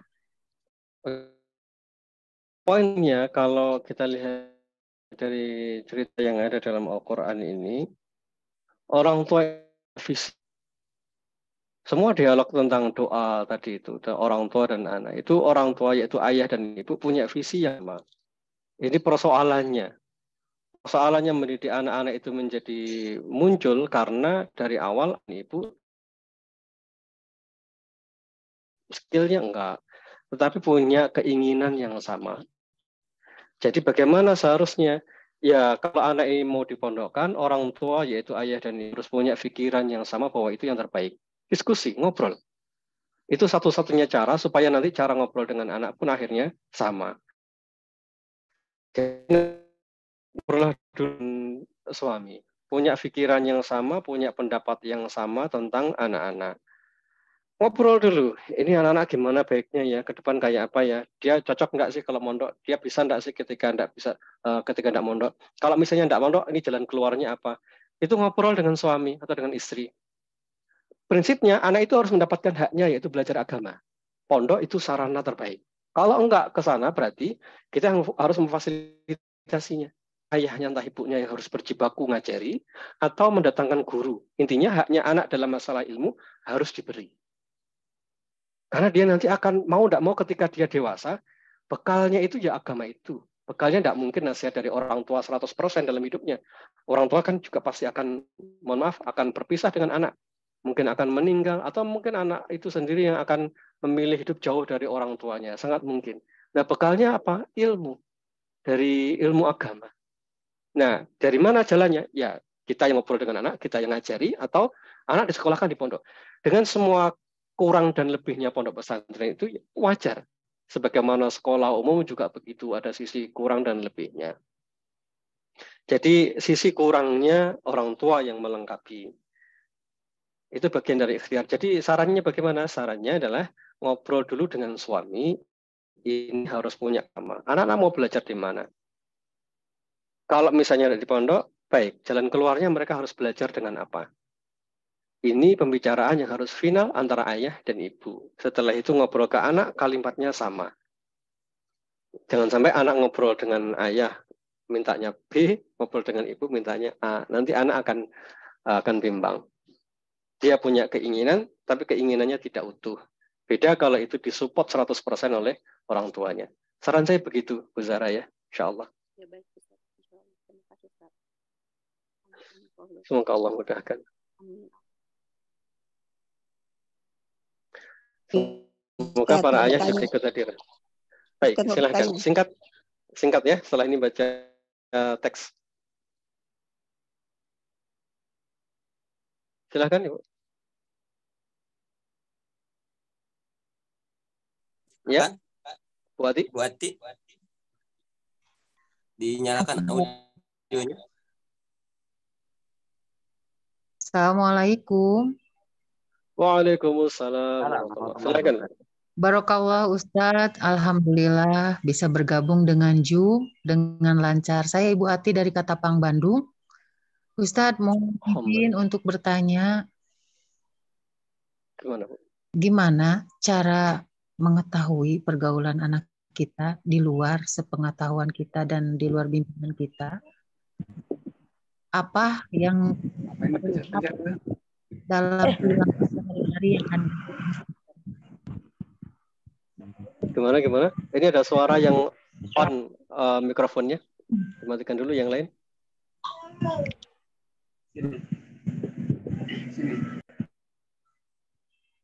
Baik. Silakan, Ibu. Ya, Bagaimana cara mengetahui pergaulan anak-anak di luar, kan? Ya, Bu. Mana ini Bu Ati? Ya, sepertinya seperti itu, Ustaz. Bagaimana cara mengetahui pergaulan anak di luar, sedangkan kita mungkin nggak terlalu banyak tahu gitu, Ustaz. Ya. Baik, yang pertama, ya, garis bawahi poin ini. Semakin kita berpikir mencari-cari anak saya melakukan apa di luar, batin kita sudah. Ya. Jadi kita tidak dibebani terhadap sesuatu yang kita tidak mampu. Jadi poin pertama, batin ini harus lapang dulu. Lapang. Ya Allah, saya serahkan urusan anak saya kepadamu. Ya Allah, saya serahkan urusan anak saya kepadamu. Setiap urusannya, ya Allah, mohon rahmati, mohon berkahi. Ya Allah, jauhkan dia dari semua keburukan. Ya Allah, saya titipkan seluruh urusan anak saya padamu. Hari-hari kita penuhi dengan itu. Itu yang pertama ya. Supaya batin kita ini tidak diisi dengan jangan-jangan anak saya, wah seperti di berita itu. Enggak, ini akan membuat hati kita menjadi kacau nanti malahan. Seberat apapun lingkungan di luar, jika Allah telah memberikan rahmat, maka tidak akan terjadi apa-apa insya Allah. Dan anak-anak akan tetap baik. Jadi besarkanlah perasaan berharap kepada Allah. Rahmat Allah itu luas. Yang rahmat Allah itu luas. Dan kita berharap anak kita termasuk di dalamnya, yang mendapatkan rahmat itu. Jadi batin kita lapangkan dulu nih. Bismillah, dia sekolah. Ya Allah, ini tempat ikhtiar yang saya mampu di tempat ini, ya Allah. Jadikan ini tempat yang terbaik untuk anak saya. Bismillah, serahkan anak itu ke sekolah. Dia pulang, lalu berikan haknya sebagaimana takwa tadi. Misalnya dia sekolah pagi sampai siang. Begitu dia pulang sampai di rumah, ajak ngobrol. Duduk, ajak ngobrol, diskusi. Libatkan dalam kehidupan kita. Jadi waktunya gunakan bersama orang tua. Ketika sholat, ajak sholat. Berikan kewajiban kita kepada dia. Lakukan kewajiban kita sebagaimana Allah dan Rasulnya perintahkan. Lalu yang kedua, bagaimana tentang keburukan yang dia lakukan di masa lalu? Bu, Pak, saya punya keyakinan ini. Tolong digaris bawahi baik-baik. Saya punya keyakinan ini, yaitu Nabi Shallallahu Alaihi Wasallam itu menjamin bahwa orang tua itu doanya mustajab. Itu maknanya ibu, ayah itu mendapatkan pembelaan lebih dari Allah SWT. Seorang ibu itu ketika dia berdoa, doanya 3 kali lipat. Anak itu disuruh berbakti kepada orang tua, yang diprioritaskan pertama kali adalah ibu. Ini bentuk pembelaan Allah kepada orang tua. Apa kaitannya? Kaitannya adalah karena pembelaan Allah kepada orang tua itu begitu luar biasa, maka seburuk apapun anak itu, informasinya nyampe ke kita insya Allah. Pegang keyakinan ini ya. Nanti sampaikan ke anak-anak kalau ngobrol, nak, ibu sudah nitipkan kamu sama Allah. Ibu ikhtiar mencari rizki dengan rizki yang halal. Ibu ngajak kamu salat. Ibu selalu mendoakan kamu. Ibu dan bapak menjalankan kewajiban kepada kamu. Sekarang ayah sama ibu menitipkan kamu kepada Allah. Kalau kamu baik, maka insya Allah hidupmu berkah. Tapi kalau kamu melakukan sebuah keburukan, yang ibu akan sedih, ibu akan kecewa, nah Allah pasti ngasih tahu bapak sama ibu. Kamu tidak akan pernah bisa sembunyi. Allah pasti akan ngasih tahu ayah dan ibu semua keburukanmu. Jadi jaga baik-baik ya. Saya selalu punya keyakinan itu. Sehingga semua keburukan yang dilakukan oleh anak itu, entah nanti dari mana informasinya, itu nyampe ke kita. Pakai keyakinan itu. Nanti doa, ya Allah, rahmati anak saya, jaga anak saya. Lalu sampaikan ke anak dengan keyakinan begitu.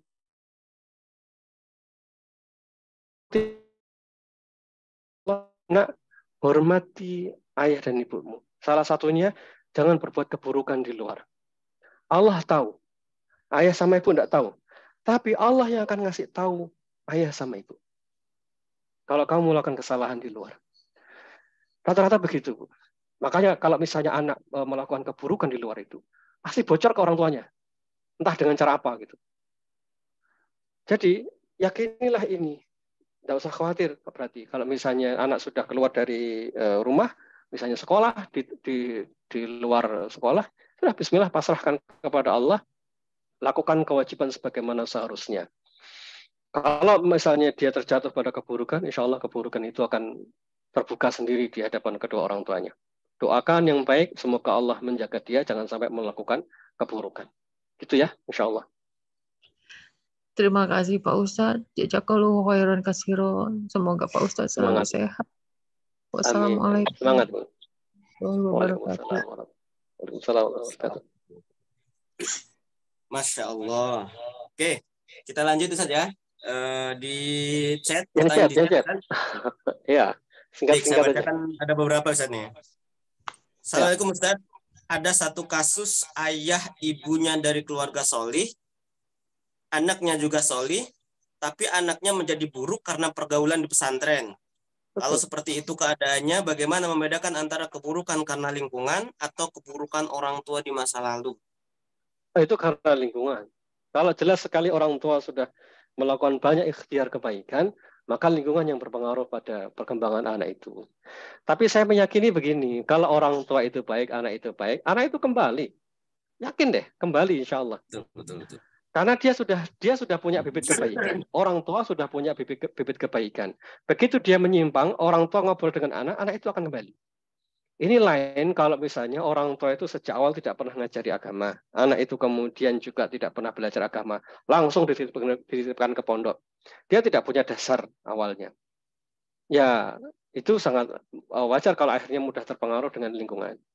Nah, tapi untuk kasus yang seperti ditanyakan ini, kalau orang tuanya sudah sangat baik, kemudian anak-anaknya baik, ya bismillah. Lakukan sebagaimana seharusnya. Bertakwa kepada Allah dalam urusan anak. Berikan haknya. Apa haknya? Kalau keliru diluruskan, itu adalah haknya anak. Nasihati, dudukkan, diajak ngobrol. Itu salah, sampaikan kalau itu salah.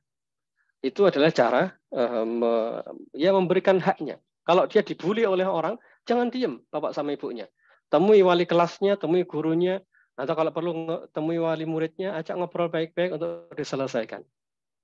Jadi ini berikan haknya, karena mereka belum bisa membela dirinya ketika di masa-masa kecil misalnya. Itu hak mereka. Ya, berikan hak mereka. Bertakwa kepada Allah dalam urusan anak itu maksudnya memberikan hak mereka sebagaimana seharusnya. Wallahualam bishawab. Begitu ya, insyaallah. Baik. Pertanyaan yang kedua Ustaz. Kalau anak sudah balik tidur sama orang tua, masih bolehkah Tat? Karena kedekatan masih boleh atau terlalang banget? Gimana maksudnya ini? Karena kedekatan masih boleh atau terlarang banget? Terlarang banget. Sudah balik Ustaz. Bu, kita Bapak Ibu sekalian yang dirahmati Allah, kita ikuti nasihat Nabi saja. Anak-anak itu diajari gender, diajari problem, diajari tentang instingnya sebagai laki-laki atau perempuan itu di usia 7 tahun. Makanya di usia 7 tahun, anak-anak itu disuruh dipisahkan tempat tidurnya antara laki-laki dan perempuan. Antara sesama saudara, laki-laki dan perempuan dipisahkan. Kemudian ada lagi perintah tidak boleh satu kasur dan satu selimut. Tidak boleh satu kasur, satu selimut ini berlaku baik dia laki-laki maupun perempuan. Jadi harus pisah kasur. Dan tidak berselimut dengan satu selimut. Nah, lalu kemudian sebagian ulama menyebutkan kalau ini satu ruangan boleh atau tidak. Ada yang berpendapat tetap tidak boleh, beda ruangan. Tapi ada yang berpendapat boleh kalau misalnya beda kasur, bukan satu tempat kasur dan tidak satu selimut. Yang boleh itu hanya orang tua dan anak. Ya, orang tua dan anak. Kalau saudara dengan saudara tidak diperbolehkan. Kalau orang tua dan anak diperbolehkan. Tetapi kalau sudah melebihi balik itu sudah tidur sendiri karena dia telah tahu aurat, termasuk aurat ibunya, aurat bapaknya. Mereka sudah paham itu dan mereka juga tidak boleh melihat. Jadi tidurnya gimana? Tidur dia terpisah di tempat yang lain kalau sudah balik. Ya kalau sekedar kangen-kangenan dengan anak, misalnya pulang dari pondok, ya tidak perlu tidur bareng lah. Masih ada cara yang lain untuk kangen-kangenan dengan anak. Gitu ya, Bu ya. Alhamdulillah. Baik, Ustaz. Masih ada lagi, Ustaz? Assalamualaikum, Ustaz. Mohon maaf apabila memanggil anak dengan nada keras kepada anak ADHD yang speak delay, itu juga tidak diperkenankan karena saat dipanggil suara tidak merespon, lalu sering juga tantrum dengan menjatuhkan diri saat keinginannya tidak diberikan. Terima kasih. Problemnya speech delay. Kalau problemnya ya ADHD dan speech delay, Ustaz. Oh, ADHD dan speech delay. Ibu dan Bapak sekalian, bagi yang sedang mengalami ini adalah ujian dari Allah Subhanahu wa taala. Semoga ini menjadi amal soleh bagi ayah dan ibunya. Setiap ujian itu butuh skill baru. Setiap amanah itu butuh skill baru. Setiap beban itu butuh punggung yang baru. Jadi anak-anak ini tidak bisa disikapi dengan sikap yang sama seperti anak yang lain. Kalau misalnya kakaknya misalnya tidak mengalami speech delay, tidak mengalami ADHD atau yang lainnya, mungkin orang tua bisa menyikapinya dengan cara tadi. Ngomongnya apa dipanggil tidak berkali-kali tidak menyahut misalnya, silahkan dipanggil dengan nada yang lebih tinggi. Tapi bukan membentak ya, bukan dengan kasar, memanggil saja. Tetapi untuk anak-anak yang kebetulan ada kekhususan tadi, ada ujian dari Allah, lebih baik sabar dulu. Karena mereka memang perlu dibantu untuk bisa pulih. Speech delay, baik. Sekarang kita masuk ke speech delay. Speech delay, cara kemampuan komunikasinya tertunda ya dari masanya. Yang rata-rata terjadi begini. Bapak dan ibunya atau bapak ibunya atau salah satunya sering memendam emosi kepada pasangan atau kepada keluarga. Mangkel, marah, putus asa, pokoknya tidak mau ngomong sama sekali. Cara terapinya secara spiritual, lapangkan batin. Termasuk tantrum itu, takwilnya kalau dalam terapi Qur'ani yang di lapangan yang kita temui, tantrum itu kemarahan yang sangat terpendam. Di mana? Di anak itu atau di orang tuanya. Cara terapinya gimana? Cara terapinya lapangkan batin, saling memaafkan, saling ridha. Suami istri saling memaafkan, kemudian anak nanti sering didekap. Untuk meredakan tantrum itu sering didekap, rutinkan. Kayak minum obat sehari 3 kali misalnya. Selesai bangun pagi didekap, setengah menit doakan. Nanti siang habis zuhur dekap lagi. Nanti sore habis maghrib dekap lagi. Kemudian suami sama istri selesai maghrib saling memaafkan misalnya. Kemudian saling sungkem ya, saling mendekap, didekap istrinya, saling memaafkan. Lakukan itu dulu. Mudah-mudahan nanti speech delay dan tantrumnya segera mereda. Jangan fokus tentang gimana anak ini supaya bisa cepat dengar ke saya. Enggak, jangan ke sana. Karena memang ini problem yang harus diselesaikan dan sumbernya itu ada di emosi negatif di keluarga yang belum selesai. Bukan anak itu dipaksa dengan teriakan yang lebih tinggi, bukan begitu caranya. Ya, itu ya, insya Allah ya. Semoga Allah mudahkan untuk mengamalkannya. Insya Allah itu cara terapinya. Baik. Lanjut Ustaz atau gimana? Ini ada yang berapa sekarang? Di chat masih ada? Di chat masih ada? Masih ada beberapa Ustaz. Dulu. Baik, di chat dulu deh. Sudah kadang nulis, kasihan. Oke. Ustaz, zikir la haula wala quwata illa billahil azim dibaca sepanjang malam bersama suami dan istri, maksudnya di waktu kapan ya. Ustaz? Waktunya bebas. Jadi di hadis. Oh ya. Jadi waktunya bebas ya. Di situ di hadis itu tidak disebutkan kapanpun waktunya. Yakin saja. Ini ya Allah, anak saya sedang menghadapi ujian, dia ketemu dengan masalah yang berat. Bebaskan dia dari masalahnya ya Allah. Lalu baca la haula wala quwwata illa billahil aliyyil azim. Istri juga begitu. Ya, lakukan waktunya boleh selesai salat atau boleh di waktu-waktu mustajab di sepertiga malam terakhir atau kapan saja. Niatkan khusus mohon pertolongan untuk anak-anak kita. Mudah-mudahan mereka kembali ke jalan yang baik insya Allah. Baik. Ada lagi Ustaz? Bismillah Ustaz, bagaimana cara memberi hak anak secara utuh dengan kondisi orang tua yang sudah berpisah Ustaz? Ya. tadi yang saya sebutkan itu dalam situasi ideal ya, dalam situasi ideal. Tetapi bagaimana jika tidak situasinya tidak ideal? Ya sudah, bismillah. Apa yang bisa kita lakukan, jalani. Berikan apa yang mampu kita lakukan. Doakan peran ganda yang perlu kita lakukan. Berikan, tidak masalah, semampu kita. Lalu kemudian pertemukan dengan guru yang baik. Guru yang ikhlas, guru yang tulus dalam mendidik, guru yang personalitinya itu bagus. Nah, guru yang semacam ini insya Allah bisa mengubah anak. Kalau guru berarti dia memberikan ilmu yang mungkin seharusnya diberikan oleh ayahnya. Pertemukan dengan guru. Kalau yang tidak ada misalnya istrinya, mudah-mudahan di sekolah ketemu dengan guru perempuan yang baik. Kalau misalnya yang tidak ada adalah ayahnya, semoga bertemu dengan guru laki-laki yang baik di sekolahnya. Atau misalnya kalau kita punya saudara, misalnya pamannya si anak ini, misalnya kalau paman ini baik sekali, sering-sering pertemukan dengan pamannya. Jadi intinya harus ada orang lain yang menggantikan peran itu. Guru termasuk di dalamnya. Sebagian para ulama dahulu pun demikian. Ada yang tidak punya orang tua, kemudian ada pula yang ayahnya meninggal pada waktu mereka ini masih kecil. Lalu kemudian mereka dibawa oleh bibinya atau orang tuanya kepada guru yang baik. Jadi insya Allah guru bisa menggantikan. Insya Allah bisa menggantikan. Gitu ya. Mudah-mudahan Allah berkahi. Yang paling pokok doa. Dan berikan haknya semampu kita. Semoga Allah jaga anak. Baik. Satu lagi Ustaz. Ya. Ustaz izin bertanya, bagaimana jika ortu sudah sepakat menyekolahkan kepada pilihan orang tua dengan segala kemampuan dan pilihan terbaik, tetapi anaknya punya kenyamanan di sekolah yang lain. Jadi anak punya keinginan sekolah di tempat yang lain, orang tua beranggapan tempat ini yang terbaik. Kira-kira bagaimana sikap orang tua Ustadz? Apakah dibujuk atau diikuti kemauan anak? Anak umur berapa ini? Nah, tidak ditulis Ustadz.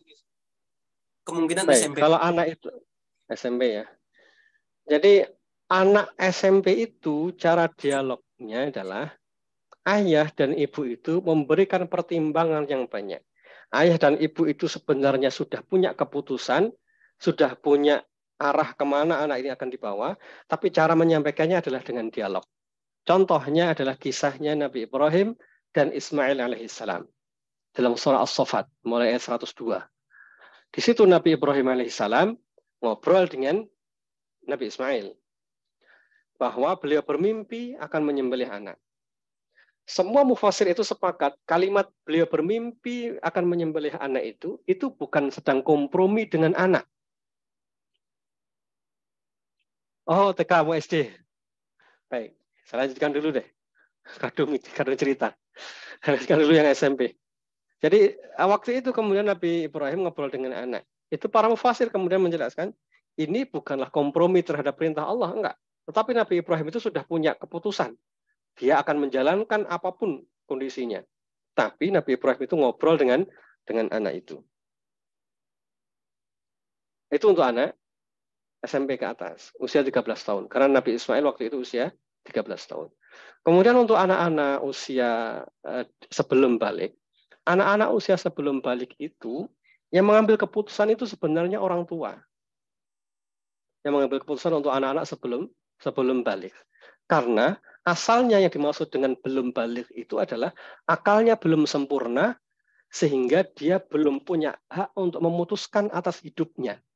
Sehingga anak yang sebelum balik, bukan hanya sebelum balik, sebelum tamyiz itu yang menyebut usia 7 tahun misalnya. Sebelum tamyiz itu mereka belum diterima kalau mereka menjadi saksi. Kemudian ketika mereka berwasiat, belum diterima misalnya. Itu kenapa? Karena anak-anak usia sebelum tamyiz itu akalnya belum sempurna. Sangat mungkin salah cara mengambil keputusan. Asalnya di situ. Makanya kalau misalnya anak-anak di usia ini mau mengambil keputusan, pertimbangan orang tua harus lebih luas lagi. Diajak ngobrol, ditunjukkan. Tapi pada akhirnya seandainya orang tua yang memutuskan, pun itu baik. Kalau toh misalnya orang tua akhirnya melihat, oh yang disenangi anak kok baik juga ya ternyata ya, dibandingkan dengan yang kita pikirkan nih. Misalnya ini ayah sama ibu pengennya sekolah A, tapi anak itu pengennya sekolah B. Cobalah cek sekolahnya itu. Apakah sekolah B itu ternyata sekriteria dengan kita atau tidak. Kalau kriterianya ternyata sesuai dengan kita, ya sudah diikuti juga tidak masalah. Jadi, tapi poin terpentingnya sebenarnya di anak usia sebelum balik itu, mereka belum berhak untuk mengambil keputusan karena akalnya itu belum sempurna. Seseorang itu baru diberikan akal sempurna itu ketika memasuki fase balik, sehingga nanti dosa pahala mulai dihitung, termasuk resiko atas amalnya, atas perbuatannya, itu juga mulai dihitung karena usianya sudah memasuki usia balik. Kalau sebelum balik, mereka belum. Jadi keliru kalau misalnya orang tua ketika anak itu belum balik semuanya terserah anak, terserah anak, terserah kalian. Padahal dia belum tamyiz malahan kalau TK ya, belum mumayyiz. Jadi lebih baik orang tua diskusi, ya kita putuskan kayaknya lebih baik. Tapi anak pengen di sana, oke deh cek, di cross check dulu apakah sesuai atau tidak. Nah setelah itu baru tetap orang tua yang mengambil keputusan karena itu yang terbaik untuk anak-anak. Walaupun resikonya ini tempat yang baru, anak ini masih perlu penyesuaian. Tapi kita lihat, kita kenal gurunya, kita kenal dengan cara pendidikannya, kita lihat itu sangat baik. Dan sudah orang tua yang harus berkorban, menemani ketika di awal-awal sekolah misalnya. Tapi itu penyesuaian insya Allah. Ya, kalau anak-anak bisa menyesuaikan diri, insya Allah tidak ada masalah. Tapi cara pengelolaan tadi tentang anak-anak di fase-fase usianya itu, kalau belum balik itu orang tua yang mengambil keputusan. Wallahualam bishawab. Baik, ada satu lagi Ustaz yang melambaikan tangan, Ibu Endang atau Bapak Endang ini. Mangga silakan Bu atau Bapak Endang. Ya, Assalamualaikum warahmatullahi wabarakatuh. Waalaikumsalam warahmatullahi. Dari Ibu Endang. Nggih. Oh ya, Maaf Ustadz, ini menyambung tadi jawaban Ustadz terhadap pertanyaan Bu Ati ya tentang bagaimana mengetahui aktivitas anak-anak kita di luar gitu ya, kekhawatiran kita terhadap aktivitas anak-anak di luar. Terus kemudian yang saya tanyakan, jadi apakah kita perlu gitu ya mencari-cari informasi tentang apa yang dilakukan, misalnya seperti membuka HP-nya atau apa gitu ya. Apakah itu betul-betul sudahlah nggak sebaiknya kita tidak lakukan sama sekali atau bagaimana? Terus kemudian yang kedua tentang apa ya?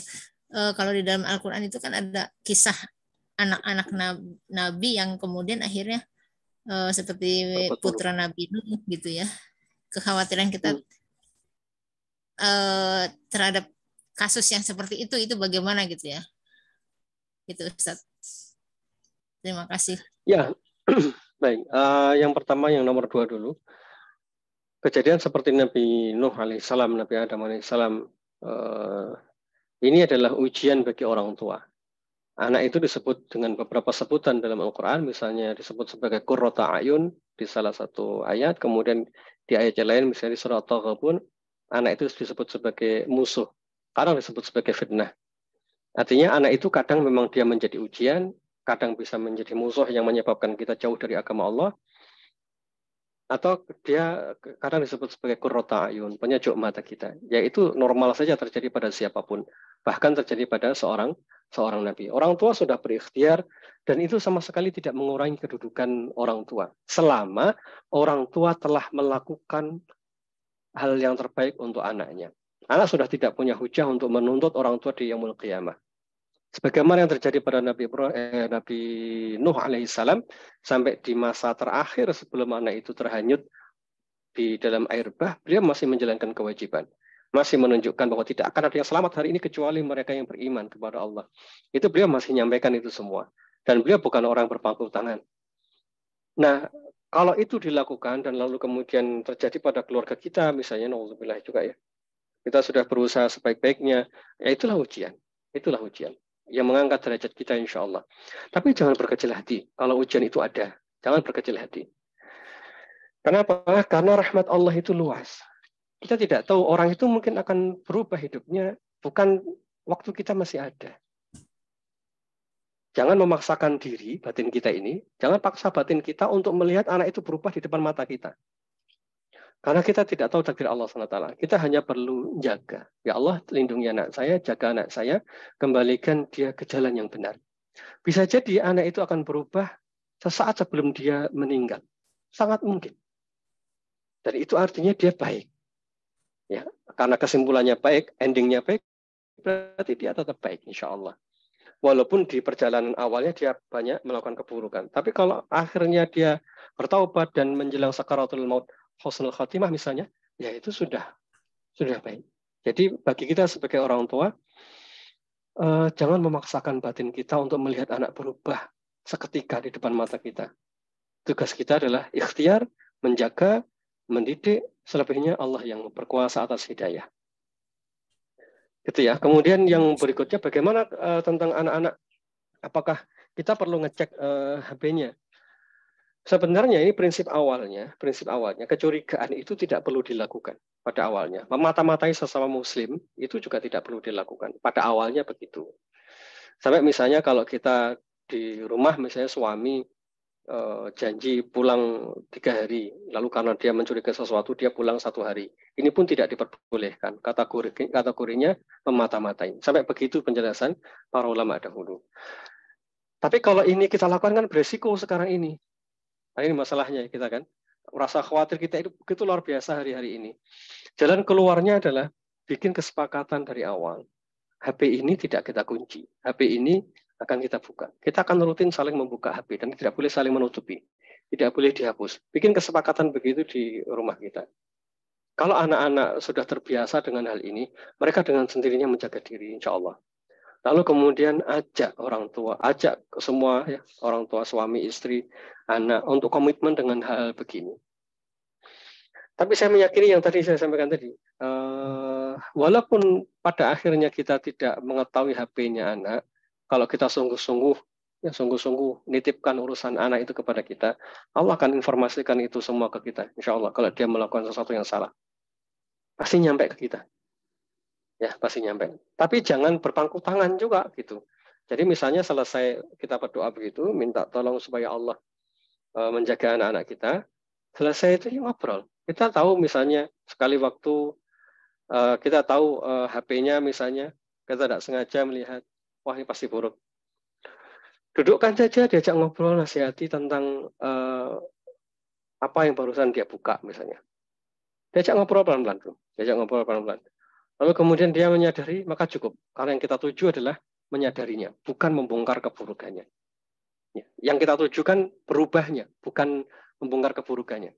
Setelah diskusi ternyata dia tidak berubah, misalnya masih beralasan macam-macam. Nah itu baru tidak ada masalah kalau kita buka HP-nya, kita tunjukkan kamu telah melakukan kesalahan ini. Tapi hargai dia dalam prosesnya untuk berubah tadi.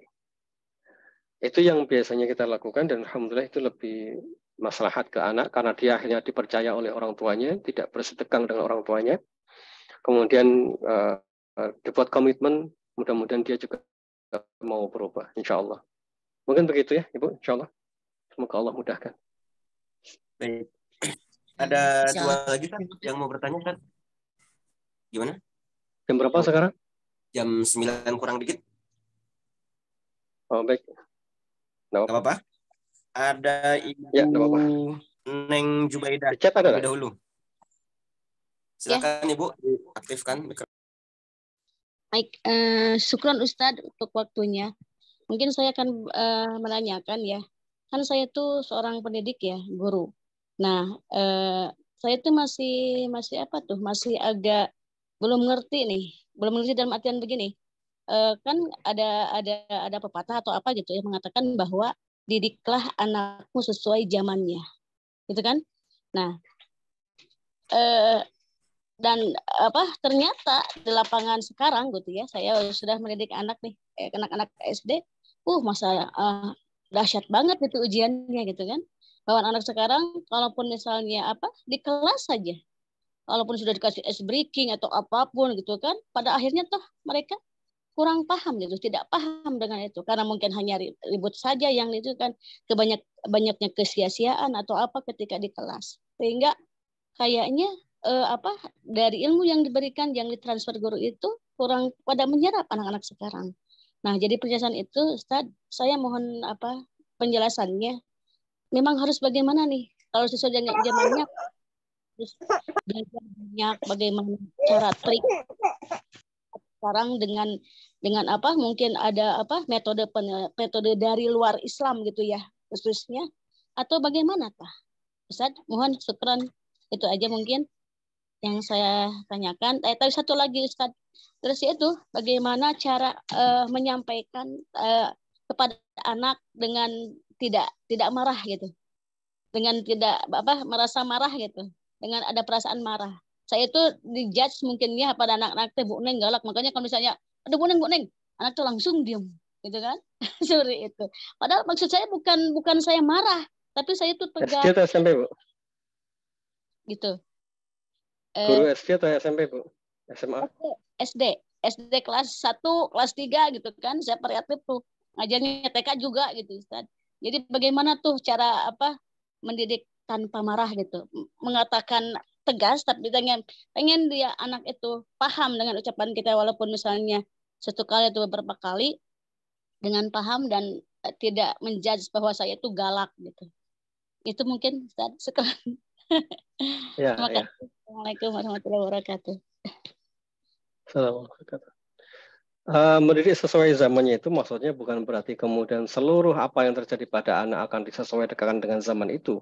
Enggak. Jadi maksudnya adalah ya dia perlu belajar apa yang terjadi di zaman itu. Tetapi pada hal prinsipnya ya tidak boleh semuanya akan mengikuti apa yang terjadi di masa itu. Tema tentang tauhid, tema tentang akidah, tentang hormat kepada orang tua, itu tidak akan berubah dari waktu ke waktu. Ya harus sama. Tidak ada bedanya antara masa lalu dan masa sekarang.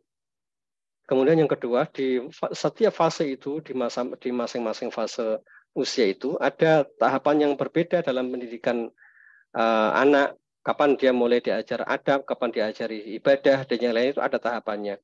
Jadi yang paling pokok adalah ajari sesuai dengan tahapan yang ada dalam agama itu dulu. Karena itu yang akan tumbuh sesuai dengan fitrahnya. Ini bukan hanya tugas para guru, tapi ini tugas orang tua, yaitu mendidik anak sesuai dengan fitrahnya. Contoh yang saya maksud dengan mendidik sesuai dengan fitrahnya, ini contoh yang sangat sederhana. Contoh yang sangat sederhana tentang orientasi. Di mana orientasinya? Tujuan dari pendidikan di usia dasar, TK, SD, itu bukan menyiapkan kepribadian, tetapi menyiapkan anak untuk bisa menjalankan ibadah. Jadi fase krusial anak adalah sebelum balik. Sebelum balik krusialnya di mana? Krusialnya adalah fase untuk membiasakan bisa mandiri dalam ibadah. Nah, ini bedanya dengan pendidikan barat atau pendidikan nasional. Ini yang mungkin perlu menjadi perhatian para guru Islam, guru sekolah-sekolah Islam, atau sekolah TK Islam, atau para wali murid, orang tua. Yang kita tuju untuk anak-anak fase sebelum balik usia 10 tahun atau sekitar usia kelas 5. Mulai usia kelas TK sampai kelas 5 itu tujuan terpentingnya adalah anak itu keluar dari situ harus bisa mandiri dalam sholat. Nah, ini ada kaitannya erat nanti dengan emosinya, dengan kedekatan orang tua. Itu sesuai dengan fitrahnya, apa yang diperintahkan oleh Allah dan Rasulnya. Di usia 7 tahun harus diajari sholat, kemudian usia 5 sampai 6 dia diajari mengenal tauhid, misalnya mulai dikenalkan dengan salat, usia 3 tahun mulai dikenalkan dengan surga, neraka, tentang Allah. Itu semua ada tahapannya di situ. Kalau itu dikenalkan, maka dia akan tumbuh dengan sesuai fitrahnya. Nah, itu yang harus dilakukan terlebih dahulu. Nanti mungkin bisa kita bahas di lain waktu tentang fase-fase mereka, karena itu yang menjadi krusial. Lalu bagaimana para guru di sekolah? Guru di sekolah itu tugasnya juga sama, mengawal anak begitu masuk usia kelas 5, kelas 6, mereka sudah bisa mandiri dalam sholat, dalam ibadah. Karena kalau nanti di usia kelas 5, kelas 6 itu belum mandiri, begitu masuk usia SMP, nanti guru SMP dan orang tua keteteran untuk membiasakan ibadah. Pembiasaan ibadah itu hanya di usia 7 sampai ke usia ke-10 tahun, kurang lebih begitu. Nah, bagaimana kalau pendidikan umum, misalnya materi-materi pelajaran umum, kalau itu mah bebas. Kita pakai metode dari mana saja tidak ada masalah. Yang penting tidak bertentangan dengan agama. Mau pakai speaking, mau pakai kursus atau apa, itu sah-sah saja kalau itu. Iya. Gitu ya, insya Allah. Yang pokok tiap fase tadi akan berbeda insya Allah. Iya, padahal Ustadz kalau di sekolah saya itu emang sudah termasuk sekolah Islam ya. Sekolah Islam nih udah pokoknya banyak pendidikan agama Islamnya mungkin. Karena mungkin apakah anak mungkin terlalu banyak kurikulum yang dimasukkan di program sekolah kami atau bagaimana ya? Karena mungkin ya itu agama tentu sangat banyak di kami itu lebih banyak ke agamanya daripada umumnya. Walaupun misalnya kami SD biasa, tapi utamanya itu agama diperbanyak. Tapi ya tetap anak-anaknya kayaknya kok tidak bisa karakternya belum bisa merubah kami itu merubah karakter anak gitu yang sebagian besar ya begitu-begitu aja gitu. Bahkan ada yang bullying ya gitu ya banyak gitu yang terjadi di lapangan seperti itu. Bagaimana? Ya, fase pengajaran agama itu di usia-usia awal, cuman dia perlu disupport oleh banyak hal. Salah satunya masalah psikis, trauma, dan yang lainnya harus selesai. Kemudian tumbuh kembangnya ketika di rumah harus maksimal. Kalau enggak, nanti pengajarannya di sekolah itu akan sangat berat. Nah, itu ada fase ada yang harus diselesaikan di rumahnya. Nanti itu mungkin di lain kesempatan insya Allah. Hanya sedikit cerita saja, salah satu tim kita, Mbak Fitri kalau nggak salah. Tempo hari beberapa tahun yang lalu, 1 tahun yang lalu mungkin beliau cerita tentang kondisi sekolahnya, kelasnya, anaknya suka bully, suka macam-macam begitu. Negatif lah intinya. Kemudian beliau terapkan apa yang kita diskusikan selama ini. Ya sederhana-sederhana yang diajarkan dalam Al-Quran dan Sunnah. Alhamdulillah anak-anak itu masuk semester kedua itu berubah menjadi santun, menjadi baik hanya dengan hal-hal sederhana. Alhamdulillah. Ya apa yang kita bahas di grup itu yang mereka jalankan. Kemudian terakhir ngirim video ketika anak-anak sudah wisuda hafal Al-Quran itu. Masya Allah, mereka berubah dalam waktu 1 tahun. Iya. Iya, itu kan perilakunya berubah. Iya, padahal Cukup insya Allah Ibu ya. Ya, baik Ustaz, saya tunggu ya. Insya Allah.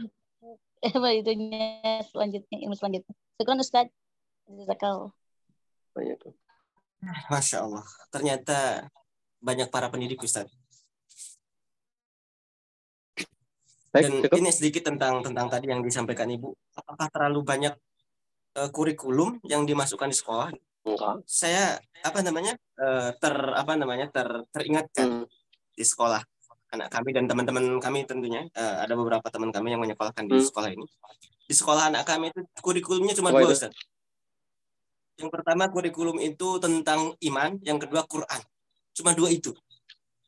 Dan di situ Masya Allah kami ketika melihat anak-anak ketika sedang duduk itu yang diutamakan adalah adab. 1-2 jam itu Masya Allah betah beliau Ustaz. Anak-anak. Alhamdulillah. Jadi ya anak kami kebetulan anak-anak kami dan teman-teman kami di antara sekolah di Kutab Al-Fatih. Jadi barangkali Ibu nanti kalau mau Masya Allah mau studi banding, studi kasus, boleh itu jadi rujukan. Saran saya itu bisa dirujuk nanti. Kutab Al-Fatih. Ya. Oke, satu lagi Ustaz, mungkin ini ada pertanyaannya Ustaz dari Ibu Evi terakhir ini. Mudah-mudahan Di chat ada. Ini yang melambaikan tangan Ustaz. Oh ya, wis. Terakhir ya Ustaz ya. Silakan Ibu Evi.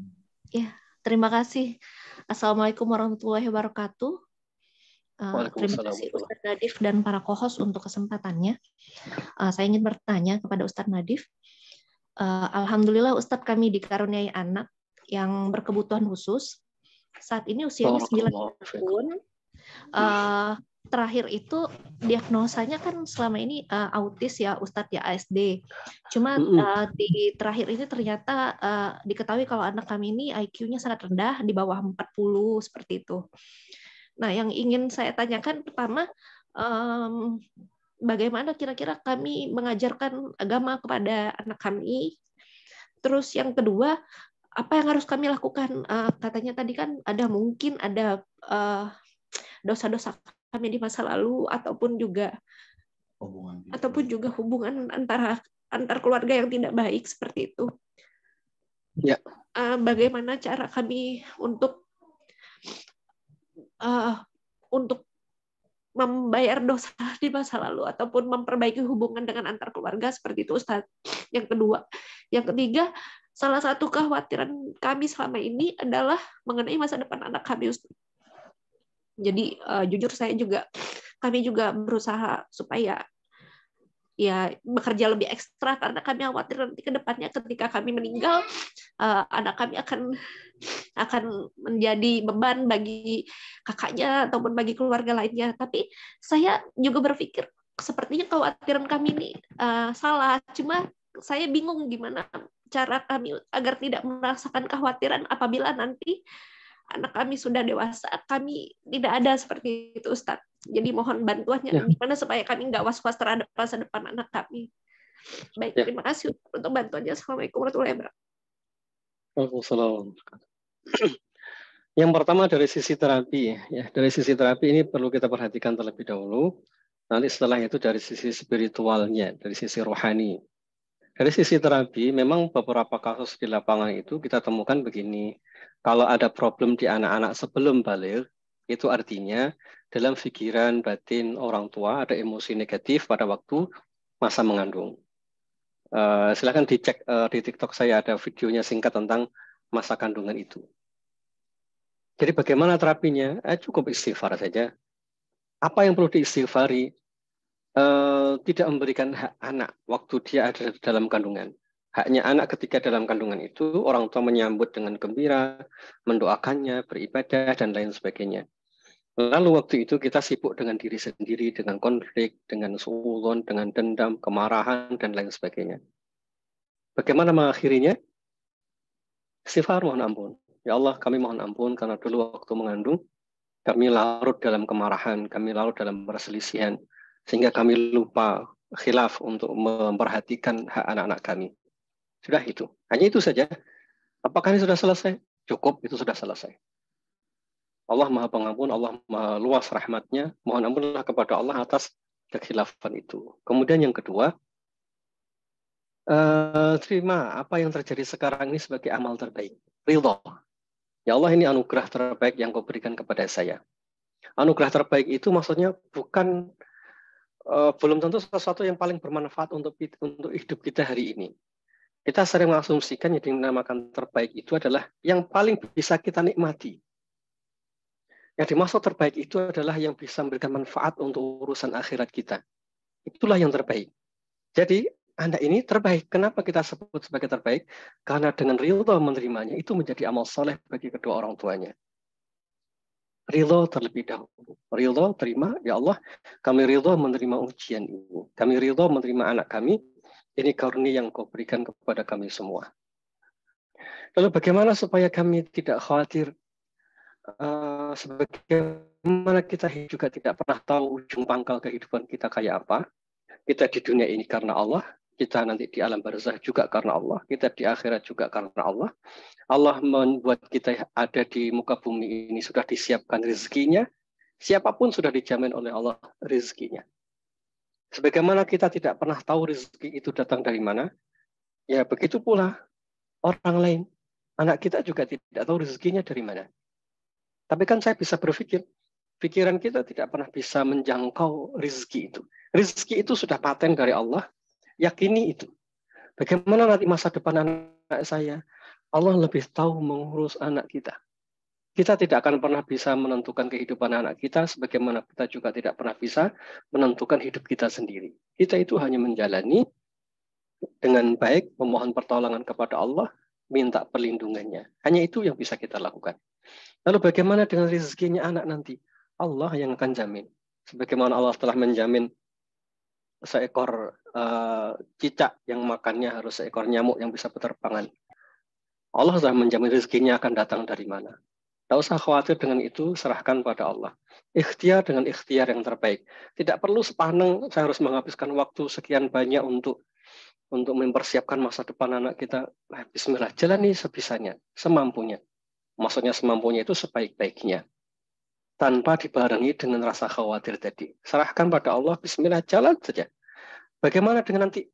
Ingatlah surah Al-Kahfi ayat 82 tentang dua anak yatim yang rumahnya dibangun oleh Nabi Khidir. Itu kalimat Allah sederhana saja. Wa kana abuhuma salihah. Allah menyuruh Nabi Khidir membangun rumahnya ini karena kedua orang tua dari anak ini saleh. Orang tua ini maksudnya bukanlah ayah dan ibu kandungnya, tapi kakek ketujuhnya.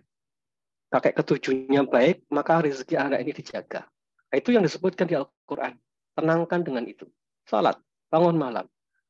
Jaga dari hal-hal yang diharamkan. Titipkan urusan anak kepada Allah SWT. Dijaga insya Allah. Lalu bagaimana mengajari dia supaya dia bisa mengerti agama dan yang lainnya? Seseorang tidak akan dibebani melebihi dari kadar kemampuannya. Rahmat Allah itu maha luas. Yakini itu. Ajari sebisanya. Sudah, ajari sebisanya. Ya tugas kita mengajari, ya sudah diajari. Masalah dia mampu atau tidak, itu Allah yang akan mengajarkannya. Wattaqullah wa ya'allimukumullah. Ajari dia takwa. Ajari dia, kenalkan tentang Allah saja dulu. Kenalkan dia tentang Allah. Lalu setelah itu ajarkan dia salat. Maka dia telah menjadi orang yang baik insya Allah. Dan itu sudah bermanfaat bagi orang tuanya. Itu ya Ibu ya, nggak usah khawatir dengan itu semua. Akan dengan dan yang pengajaran yang baik, kenalkan dengan Allah, kenalkan dengan Nabi-Nya, kenalkan dengan kedua orang tuanya, ajari mereka untuk berbuat baik semampunya. Insya Allah itu akan menjadi amal saleh bagi kedua orang tuanya insya Allah. Gitu ya Ibu. Semoga Allah berikan kesabaran insya Allah. Baik. Ibu Evi? Iya, Terima kasih Ustadz untuk penjelasannya. Baik Ustadz. Insya Allah. Terakhir penutup barangkali yang mau disampaikan. Cukup insya Allah. Nanti insya Allah mudah-mudahan disambung di sesi berikutnya di bulan apa? September. Ya, nanti yang bersama psikolog Ustadz. Oh iya. Baik, nanti buat teman-teman semuanya, ayah dan bunda, ayah dan ibu, ya. Nanti kita di September ada acara Zoom bersama psikolog. Jadi nanti kita sedikit biar lebih tahu lah tentang psikologi modern itu nanti bagaimana. Kemudian nanti hari keduanya bersama Ustadz Nadif dari sisi terkait dengan konseling Qurani, dan insya Allah nanti kita akan menyimak 2 hari Sabtu dan Ahad insya Allah. Info berikutnya selengkapnya bisa disimak di grup WhatsApp. Bagi yang belum tergabung nanti bisa silahkan ditanyakan ke admin atau ditanyakan ke yang dapat info link ini ya insya Allah. Kemudian acara September juga ada acara offline juga. Tanggal 15 ada acara di Masjid Darut Tauhid Pesantren Agim ya insya Allah. Kemudian nanti tanggal 16-17 kita ada acara di Lembang, itu yang menginap 1 malam insya Allah. 2 hari 1 malam. Silahkan bagi teman-teman yang terjangkau, yang sekitar Bandung atau dekat dengan Bandung, boleh merapat ke Bandung untuk acara-acara terdekat insya Allah. Baik, begitu saja untuk mengakhiri acara kita kali ini. Kita akhiri dengan membaca istighfar, hamdalah dan doa kifaratul majlis. Astaghfirullahaladzim, astaghfirullahaladzim, astaghfirullahaladzim. Alhamdulillahirabbil alamin. Subhanakallahumma wa bihamdika asyhadu an la ilaha illa anta astaghfiruka wa atubu ilaik. Assalamualaikum warahmatullahi wabarakatuh. Waalaikumsalam warahmatullahi wabarakatuh. Jazakallah khair Ustaz. Selamat istirahat.